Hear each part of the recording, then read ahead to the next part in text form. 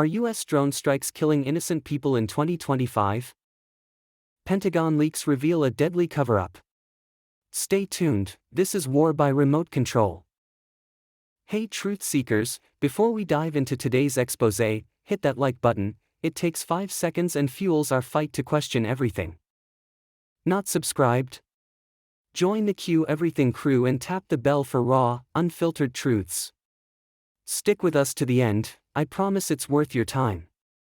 Let's get into it.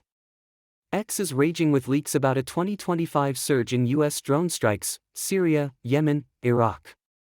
A Pentagon insider claims over 1,000 strikes this year, triple last year's count.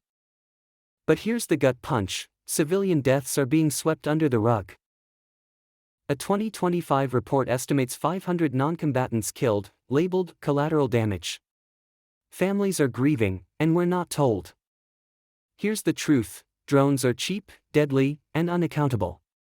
A leaked memo shows the Pentagon loosened target verification rules in 2025. That means less vetting, more mistakes. Ex-users in the Middle East are sharing videos of bombed villages, kids, not targets. Yet, U.S. media barely covers it. Why? Defense contractors profit billions from drone tech. Think it's just over there? Wrong. These strikes fuel anti-American sentiment, breeding more conflict. A 2025 study linked drone campaigns to a 20% rise in extremist recruitment. Your safety, your taxes, they're tied to this. And the silence? That's by design to keep you in the dark. This matters because it's about accountability.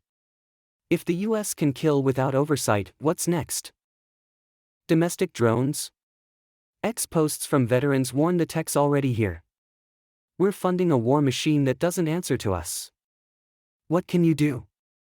First, dig for truth. Check X for eyewitness accounts, not just news spin. Second, demand answers. Ask your reps why civilian deaths are ignored. Third, spread this video.